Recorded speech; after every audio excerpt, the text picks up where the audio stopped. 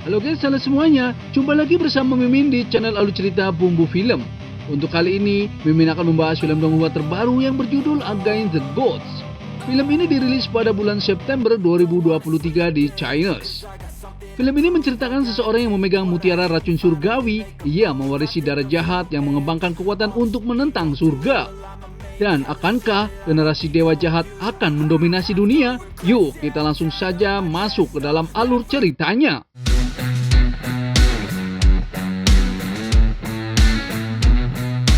Di episode yang pertama ini diawali dari daerah tebing Juyun. Ratusan prajurit dan praktisi sedang memburu seseorang yang memiliki mutiara racun surgawi. Ia bernama Yun Che dan ia adalah seorang tabib. Ia sudah diburu oleh para praktisi selama 3 hari 3 malam. Para praktisi yang menyerangnya hanya menginginkan mutiara racun surgawi yang memiliki kekuatan luar biasa. Yun Che pun dengan sekuat tenaganya membunuh satu persatu para praktisi yang menyerangnya. Ia tahu kalau mutiara racun langit tersebut adalah pusaka Heavenly Plafon atau pusaka yang paling kuat di antara pusaka yang lainnya.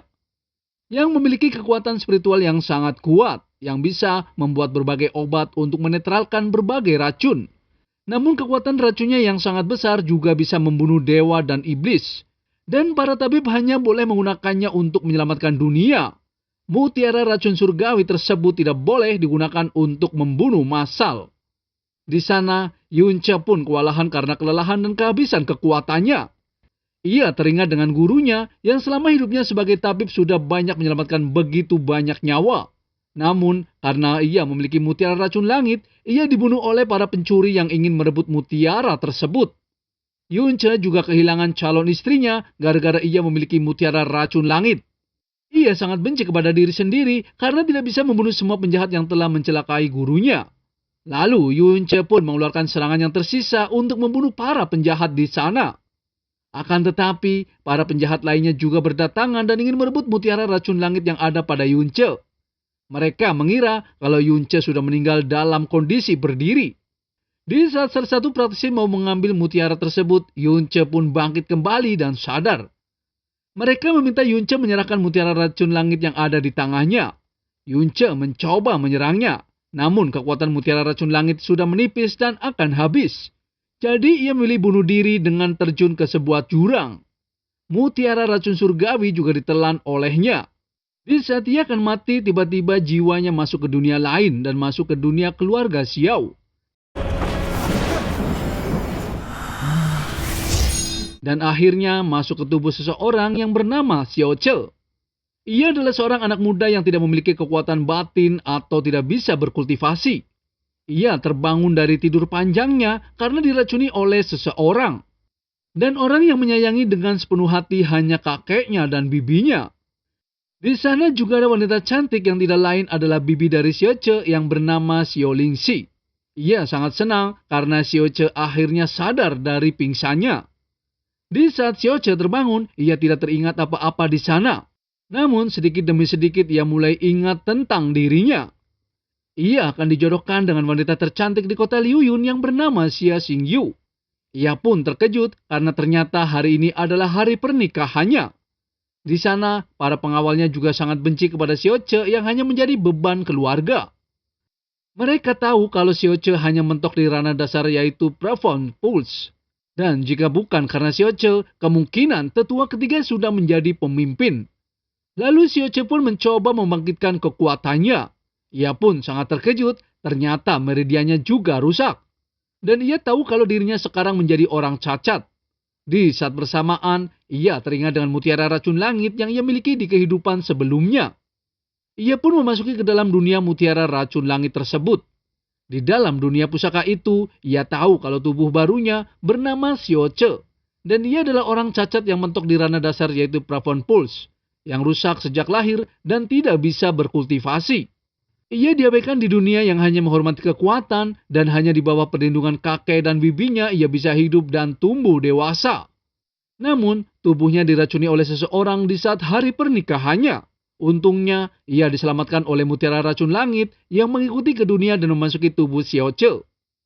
Tak selang berapa lama kakeknya pun datang untuk menemuinya dan ia bernama kakek Xiao Li. Ayah dari Xiao Lingxi. Kakeknya sangat terkejut karena Sioche tiba-tiba pingsan di hari pernikahannya, dan ia menyalahkan anaknya yang memberi makan sembarangan. Sioche pun meminta kakeknya untuk jangan memarahi bibinya, karena semua itu bukan kesalahannya. Ia tahu kalau dirinya sekarang adalah orang yang cacat dan tidak bisa berkultivasi.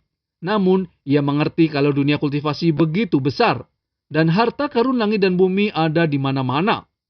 Dan ia meminta kakeknya untuk jangan khawatir, dan kelak Sioche pasti bisa menemukannya. Bibinya pun terkejut kenapa Sioche tiba-tiba berubah seperti orang lain. Lalu kakeknya pun pergi dan akan menyiapkan semua keperluan pernikahannya. Sioche teringat dengan kehidupan sebelumnya yang memiliki kekuatan melawan langit. Tetapi karena obsesi, ia kehilangan orang terdekat dan orang yang ia cintai. Dan di kehidupan sekarang, meskipun tidak memiliki kekuatan batin, tetapi ada orang yang selalu menyayangi sepenuh hati, yaitu kakek dan bibinya. Bibinya sangat khawatir dengan Sioche yang akan menikah dengan Xia Xingyu. Dan apakah itu sebuah keberkahan atau bencana? Sioche pun meminta bibinya untuk jangan khawatir. Berkah atau bencana ia tidak takut lagi. Bibinya menyadari setelah makan bubur dan pingsan, Sioche jadi berbeda dengan sebelumnya. Beberapa waktu kemudian dari kediaman keluarga Xiao, di sana ada paman Xiao Hong yang sedang mempersiapkan pernikahan Sioche. Ia memarahi para pengawalnya yang malas-malesan. Ia menjelaskan kepada para pengawalnya, bagaimanapun juga Sioche adalah cucu tetua ketiga. Dan jika para pelayannya masih pandang bulu begitu, ia akan menghukum semuanya. Tak selang berapa lama, Sioche pun datang dan akan pergi ke calon istrinya ke kota Liuyun. Lalu Sioche ingin menggunakan kuda putih yang ada di sana. Namun pamannya mengatakan kalau kuda putih tersebut adalah hewan plafon tingkat keempat. Dan dengan kekuatan plafon Sioche yang hanya di level 1 takutnya akan berbahaya. Seketika Sioche pun mencoba menunggangi kuda tersebut. Namun kuda itu memberontak dan membuat Sioche terjatuh. Sioche pun tidak menyangka kalau kekuatan spiritualnya ternyata sangat lemah.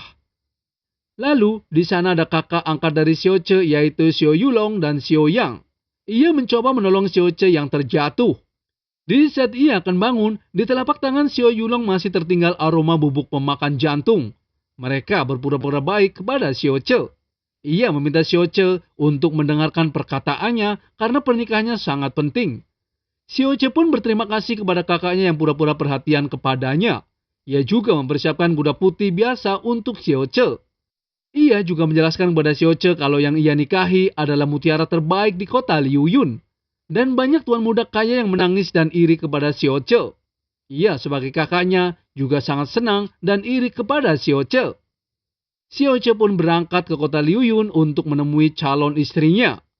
Di perjalanannya, Sioche tahu kalau yang menaruh racun di makanannya adalah kakak angkatnya yaitu Xiao Yulong. Di saat Sioche pergi, Yulong sangat marah kepada Xiao yang gagal membunuh Sioche dengan racunnya. Kita kembali ke Sioche. Di perjalanannya ke kota Lingyun, orang-orang di sana tahu kalau pernikahan Sioche dan Xia Xingyu dijodohkan oleh orang tuanya. Karena orang tua Sioche yaitu Xiao Ying dan orang tuanya Xia Xingyu yaitu Xiao Hongyi adalah saudara angkat. Dan Sioche dijodohkan karena waktu itu demi menyelamatkan Xia Xingyu. Ayah Sioche menghabiskan terlalu banyak kekuatan batinnya dan membuat mati terbunuh. Jadi sejak 18 tahun yang lalu sudah dijodohkan. Tak selang berapa lama, di sana ada monster badak yang mengamuk dan akan menyerang Sioche. Untungnya pamannya langsung menghalaunya. Dan ternyata monster badak tersebut milik tuan muda Yuan dari kota Lingyun. Ia dengan sengaja melepaskan monster gajahnya untuk menghalangi iring-iringan pengantin keluarga Xiao. Paman Xiao Hong pun meminta tuan muda Yuan untuk menyingkirkan hewan badaknya. Namun tuan muda Yuan berpura-pura kalau hewan miliknya tiba-tiba menggila dan tidak menurutinya. Orang-orang di sana tahu kalau tuan muda Yuan sengaja untuk mengacaukannya. Tuan muda Yuan berterus terang kalau Sioche menikah dengan wanita cantik kota Lingyun dan semua itu membuatnya tidak adil. Dan ia meminta Sioche untuk menyingkirkan hewan badaknya dengan tangannya sendiri. Jika berhasil, ia akan menyetujui dan mengangkat kedua tangannya, serta mewakili seluruh rakyat untuk menyetujui pernikahannya. Paman Hong pun sangat marah dan akan menghabisi tuan muda Yuan. Namun Sioche meminta pamannya untuk tenang. Dan ia akan membereskan sendiri masalahnya.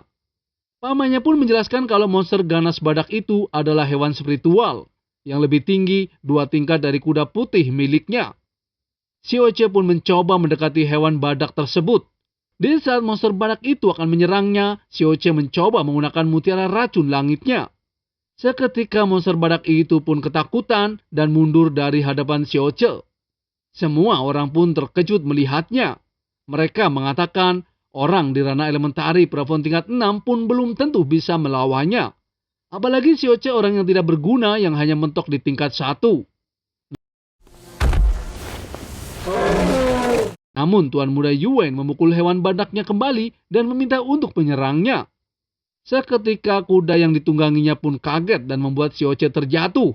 Monster badak itu pun langsung menyerang ke arah si Oce. Lalu apakah si Oce dapat mengalahkannya? Mimin akan bahas di episode mendatang ya. Terima kasih.